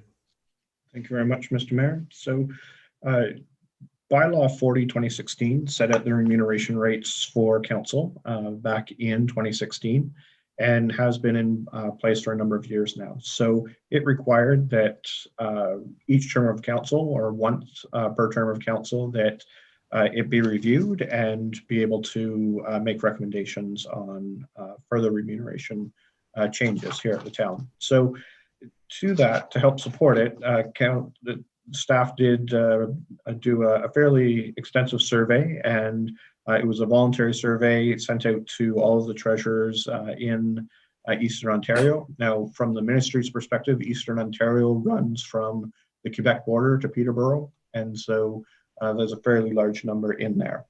We received 30 responses that we were quite happy with that response rate. And it covered everything from gross remuneration to inflationary increase, what it might be tied to, remuneration from other sources, such as sitting on upper tiers or police services boards, municipal clothing allowance, conference and registration fees, how that's determined, travel and expense reimbursement, accidental death and dismemberment insurance, conflict of interest, legal expense coverage, health and dental, and any, and also it was the pride and opportunity to tell if there was a change that was implemented to the remuneration policy that was a result of the change in the Income Tax Act for municipal officials. And so all of that work is done and included. I broke it down into the mayor's position, councillor position, and deputy mayor position. Obviously, we don't have deputy mayor, but many municipalities do, and so I thought I'd include that as well. So what I'm suggesting is we take the information, we update more specifically for Lanark, Leeds, Grenville, and Stormont, Dundas, Glengarry, the information coming from those municipalities. We present that to both the survey data as well as the more updated data from our neighboring municipalities, and then sit with a community group of 3 to 5 members to be able to make recommendations to council on remuneration. So to really follow a very similar process to what happened in 2016, and being able to roll that into this. It would probably take about a month to find the individuals, present the information, and then report back to council with the recommendations by May 31st of this year. Thank you. Thank you very much, Mr. Armstrong, and thanks very much for the very detailed report on the remuneration across a good chunk of Eastern Ontario. So open it up for comments and questions from members of council tonight. Councillor McConnell, then Councillor Jansman, please. Thank you, Mayor Todd. First of all, my compliments to staff. That's a tremendously in-depth report. I was really impressed when I read through it, of all the categories and the number of responses that they got. That must have taken some time to do. A couple questions though. Assuming we have a group, it meets and it makes some recommendations, are these recommendations that are going to be instituted immediately, or is this for the next council, or is that up to us? It's completely up to council and how they want to do that. And so we can ask the community group there as well as to what they would recommend in terms of timing to be able to move those forward. Okay, thank you. Then I guess based on that, it would be a suggestion rather than anything else. I would think that the sensible thing to do would if we're going to alter our pay structure or alter our benefits, or which most of us don't have anyway, or alter any of the items that are in this list here, that it would be done for the new council. We're only a year and a half away there anyway. And based on that, I think I would be in favor, given the fact that we're into COVID and we don't want to get people together inside. So we're going to be looking at probably a Zoom type of thing. I would say hang on to this information and do it next spring rather than this spring. I mean, it's not going to upset me one way or the other, but that would be my feeling on it. Thank you very much, Councilor McConnell. Other comments, questions? Councilor Young? Well, there's really no point in looking at this information a year from now, because then it's a year out of date. So if possible, I would start the process in the next week or two, as soon as you can find 3 victims to sit on this committee from the general public. Thank you, Councilor. And I apologize, Councilor Jansman, I think you had your hand up, did you not? I think I might have missed you there. Yeah, I'm not sure if it's just clarification, and Marital, you'd be able to answer this. You know, for remuneration from other sources, like upper tiers, I have always understood, so I think I'm wrong now, that those who sit on council, like Township of Augusta or Township of Edwardsburg Cardinal, do get paid to sit around that table. Yeah, I did mention that to Mr. Armstrong. All the county councilors receive, I'll say, significant remuneration for council duties as well, and that's not entirely plugged into the data here. And I did mention it to Matthew when the report came out last week. Having that number would actually be kind of informative with regards to because those anybody on this committee, which I'm fully in favor of, would look at these numbers and think, you know, that's our 2 neighboring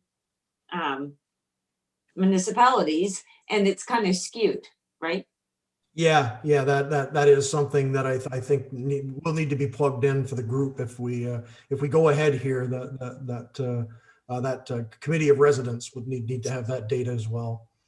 And the other thing I would note is that we're actually a little behind on reviewing this, because if you'll note in the one category, and I'm not saying we enact this term, wait, recommendations for next term, what have you. I'm not giving an opinion on that one way or the other here, but I will note, and Matthew did ask this question about municipalities increasing council remuneration to offset that change to the Income Tax Act, and that happened in 2019, where basically that 1/3 of all council remuneration was made fully taxable.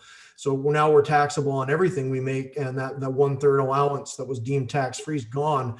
And you will note there are a lot of yeses here, because that was a major issue a few years ago, where many councils did up the remuneration to compensate for that, because that was a fairly significant blow to what our remuneration was. And we didn't look at it here. And that's obviously something that should be looked at by the committee. And that's why Matthew has included it here. And you will notice a lot of yeses, some no's, and some didn't look at it, but I see quite a number of yeses on that one. So that's just one item we need to catch up on, I would say. Councilor Young. I agree, Brett. And my recollection of news stories at the time, other municipalities viewed that as a 10 or 11% increase in salary to balance it out for the tax benefit that we lost. Yes, it was a significant, it was a fairly considerable hit. And I can understand where the feds came at that in terms of full-time councilors and mayors in larger cities, because I could see there's some people upset about that. But with smaller municipalities, it did cut into what are already quite modest remuneration packages for councilors and small town mayors. So, and anyway, Councilor Burton, please. Thank you. It would be interesting too. I did read through the very thorough report. I really appreciated that, about benefits. And, we do go to meetings and outside of council and committee. And if by chance, something happens, somebody falls and breaks a tooth or something like that. Just one example. I mean, it would be interested to see the benefit side of things as well. So something to consider for the committee. Yes, very, very good point. And as I'm sure you noted, though, some councils have it, some do not. We do have the 24/7 emergency clause. We did extend, I think, last term of council. We made sure to give that over to 24/7 because there was always the concern something could happen 5 minutes after you get into your car coming home from a meeting or whatever. So that did cover us off there, but there are other questions there. There's a lot of there's a lot here to look at, and it's really amazing just how varied the rate of compensation, benefits, everything is from municipality to municipality. So whomever we can get to take this on is going to have to sift through a lot of information. Any further comments, questions? Seeing none, I'll call the question then. All in favor? Motion is carried. And thanks again to Matthew and staff for that very thorough report.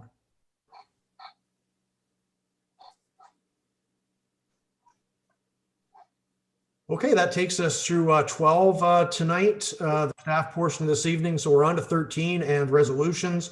Do have a number there that connect to those discussions at our last meeting that were brought forward, I believe, mainly, if not entirely, by Councillor McConnell, who picked up some good threads on the information report. So 13.1 is resolution of support regarding reversal of the Ontario Fire College closure.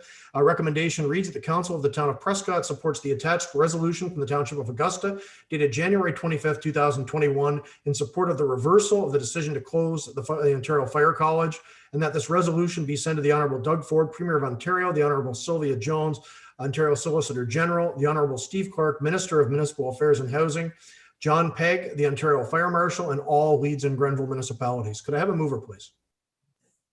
Moved by Councillor Ostrander, seconded by Councillor McConnell. Any discussion? All those in favor? Motion is carried. 13.2, that's a resolution of support regarding municipal drainage matters and the need for coordination with Canadian National Railway. Recommendation reads that the Council of the Town of Prescott support the attached resolution from the municipality of Southwest Middlesex dated January 18, 2021 regarding drainage matters, CN Rail, and that a copy of this motion be sent to the Honourable Mark Garneau, Minister of Transport, the Honourable Ernie Hardeman, Minister of Agriculture, Food and Rural Affairs, the Honourable Steve Clark, Minister of Municipal Affairs and Housing, the Honourable Michael Barrett, Member of Parliament for Leeds, Grenville, Thousand Islands, Rideau Lakes, the Association of Municipalities of Ontario, AMO, and all Leeds and Grenville municipalities. Could I have a mover, please? Moved by Councillor Burton, seconded by Councillor Jansman. Any discussion? All those in favor? Motion is carried. Thank you. 13.3, that's a resolution of support regarding increased municipal insurance rates. Recommendation reads that the Council of the Town of Prescott support the attached resolution from the municipality of Grey Highlands dated January 20th, 2021 regarding insurance rate increases, and that a copy of this motion be sent to the Honourable Doug Ford, Premier of Ontario, the Honourable Peter Bethenfalvey, Minister of Finance, the Honourable Doug Downey, Attorney General of Ontario, the Honourable Steve Clark, Minister of Municipal Affairs and Housing, and all Leeds and Grenville municipalities. Could I have a mover, please? Moved by Councillor Ostrander, seconded by Councillor Shankar. Any discussion? Seeing none, I'll call the question. All in favor? Oh, sorry, Ray, did you have a? No, I was just going to ask Matthew what the projected increase in our insurance policy is. We've not heard at this point. We know that we were one of the first ones under renewal, and we received 15% for liability and pretty much a 0% for property. But we have heard more recent ones of being upwards of 30%. But we do have a fairly good record, and so we're only hoping that it's going to be in the 5% range this year. Okay, but our insurance coverage is in the $200,000 range. Correct. It's in excess of $250,000. So if it was 10%, there's 25,000 right there that we've had to build into the 1% or 1.5% or 0.78% or whatever it winds up being. So absolutely. That's how important it is to this municipality that the government tries to do something about these costs that are going up. Absolutely. We'd say that kind of increase was really a burden for a small municipality. So excellent point, Councillor Young. So that motion is passed. So moving along, 13.4, resolution of support regarding future grant application deadlines. Recommendation reads that the council of the town of Prescott support the attached resolution from the corporation of the township of Matachewan dated November 25th, 2020, supporting the request for future application deadlines, bless you, to be given a longer turnaround time, and that a copy of this motion be sent to the Honorable Steve Clark, Minister of Municipal Affairs and Housing, the Association of Municipalities of Ontario, AMO, and all Leeds and Grenville municipalities. Could I have a mover, please? Moved by Councillor McConnell, seconded by Councillor Shankar. Any discussion? Seeing none, I'll call the question. All in favor? Motion is carried. Thanks, everyone. And one more resolution of support under 13.5. That's the resolution of support regarding infrastructure funding opportunities. And that recommendation reads that the council of the town of Prescott support the attached resolution from the corporation of the town of Bracebridge dated January 20th, 2021, supporting infrastructure funding opportunities, and that a copy of this motion be sent to the Right Honorable Prime Minister of Canada, the Honorable Catherine McKenna, Minister of Infrastructure and Communities, the Honorable Doug Ford, Premier of Ontario, the Honorable Peter Bethenfalvey, Minister of Finance, the Honorable Laurie Scott, Minister of Infrastructure, the Honorable Steve Clark, Minister of Municipal Affairs and Housing, the Honorable Michael Barrett, Member of Parliament for Leeds, Grenville, Thousand Islands and Rideau Lakes, the Federation of Canadian Municipalities, FCM, and the Association of Municipalities of Ontario, AMO, and all Leeds and Grenville municipalities. Do I have a mover, please? Moved by Councillor Ostrander, seconded by Councillor Burton. Any discussion? Seeing none, Councillor Young, did you have a comment? Is this the infrastructure funding opportunity? Is this the one that we would apply for the new arena? No? No, I believe what they're asking for here is a better understanding of infrastructure programs earlier in the process so that we can incorporate it into our budgeting process. So Okay. I think that's what they're recommending here, and but it covers all infrastructure programs. All right, thank you. Yeah, it's mostly extending timeline, is it not? Isn't Yeah. that essentially? Okay, so motion is on the table. All those in favor? Motion is carried. Thanks, everyone. We are pushing 2 hours, but we'll try to get through the three bylaws if everyone's okay, and then we'll call a break because we do have a little bit of a closed session afterwards. So if we could get through section 14 and get to the closed session, then we'll call a quick recess. So 14 under bylaws, 14.1 is the Leeds and Grenville Joint Services Committee Agreement. This is an amendment. Recommendation is that bylaw 08-2021 being a bylaw to amend bylaw 10-2000, being a bylaw to enter into an agreement with the United Counties of Leeds and Grenville, the city of Brockville, and the town of Gananoque for the governance and management of social services, social housing, Provincial Offences Act administration, and land ambulance be read and passed, signed by the mayor and clerk, and sealed by the seal of the corporation. Could I have a mover, please? Moved by Councillor Ostrander, seconded by Councillor Young. Real quick comment on this before I open it up for discussion and or the vote. This is just a small amendment of the joint services agreement to allow for changing the scheduling of the joint services meetings. There was a notion to move those JSC meetings to Tuesdays from Wednesdays, just to avoid some scheduling issues that have caused some difficulties in the past. And Gananoque and Brockville have already passed this. Any discussion? Seeing none, I'll call the question. All in favor? Motion is carried. Thanks, everyone. And 14.2, these two items arise from our PAC meeting last week, and I'll invite Councillor Jansman to comment briefly on them as we get going here. So 14.2 is 254 King Street West. That's an encroachment agreement. And the recommendation is that bylaw 09-2021 being a bylaw to permit an encroachment at 254 King Street West be read and passed, signed by the mayor and clerk, and sealed by the seal of the corporation. Could I ask for a mover, please? Moved by Councillor Shankar, seconded by Councillor Jansman. And I'll just open it up for quick discussion. Councillor Jansman is the chair of our Planning Advisory Committee. Any comment on this? We did touch on it very briefly earlier in the meeting. Councillor Burton raised it as well.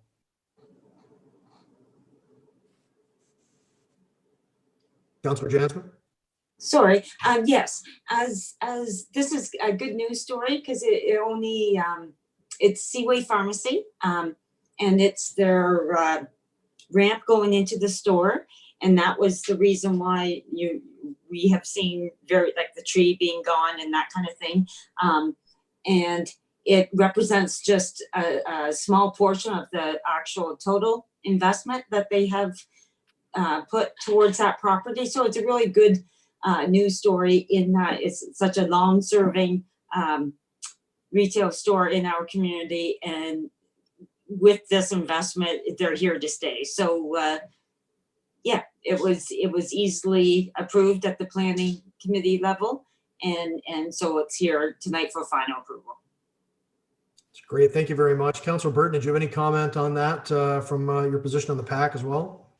Yes, it's definitely a good news story, and it just shows that our businesses are investing in their business, and with the CIP program, they're able to do that. And we welcome new applications all the time, and just to help invest in our own town with investing in the businesses. Thank you. Absolutely. Excellent points. And I just would point out to anyone watching tonight, and also even the media, if they might want to cover this story, is we have had concerns in the past from residents that our downtown isn't accessible and that the municipality should do more. And this actually is a good example of us doing more, but we're helping fund it. And we also have the businesses investing in it as well. So we're doing whatever we can to assist businesses become more accessible in the future. And that is a challenge with historic storefronts that we do have in majority of the downtown, but it's great to see projects like this going ahead. And I'll cite the next one is virtually the exact same sort of investment. So good for both of these business owners. Any further comments, questions? Councilor McConnell. Thank you, Mayor Todd. Some people will note that a tree was removed from the downtown to allow this ramp to be built. But I think I read somewhere in the process of this over the last couple of months that the drugstore was committed to contributing to the replacement of, well, not the replacement, but the purchasing of another tree to be relocated so that it's not interference there. So that's a good news thing as well. And it's nice that our merchants are participating. Thanks very much for raising that. Yeah, that's an excellent part of this as well, that we didn't lose a tree in the municipality overall. So good on them and for staff for putting that forward as well. Any further comments, questions? Seeing none, I'll call the question. All in favor? Motion is carried. And 14.3 is 232 King Street West encroachment agreement. A recommendation that bylaw 10-21 being a bylaw to permit an encroachment at 232 King Street West be read and passed, signed by the mayor and clerk, and sealed by the seal of the corporation. Could I ask for a mover, please? Moved by Councillor Jansman, seconded by Councillor Burton. This is very similar to what we just discussed. Councillor Jansman, do you mind giving people the basics here as well? As you say, Mayor Todd, it's very, very similar. It's Zenzian, and we have to applaud the investment that they have made to our downtown. And yeah, it's another example of how the community improvement money funding is being well served. Thank you very much. Any other comments, questions on this item?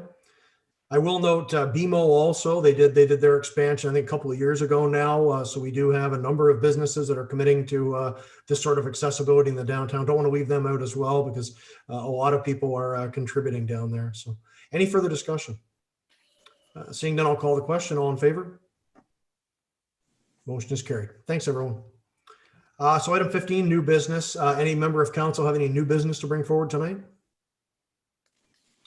Seeing none. 16, notices of motion. Any member of council have a notice of motion to present this evening? Seeing none. 17, mayor's proclamations. I have nothing there this evening. So we'll move towards the closed session. I will note we'll take a 10-minute break after we pass the closed session. So we'll move into the closed session at say about 8:12 p.m. So the recommendation that council move into closed session at 8:12 p.m. to address matters pertaining to 18.1 HR matters. That's under section 239D of the Municipal Act involving labor relations or employee negotiations, and 18.2 approval of closed session minutes, and that the CAO, treasurer, clerk, and deputy clerk remain in the room. Could I have a mover, please? Moved by Councilor Ostrander, second by Councilor McConnell. Any discussion? Seeing none, I'll call the question. All in favor? Thanks, everyone. We will be dropping the live YouTube feed momentarily, and we'll be back with a closed session at about 8:12.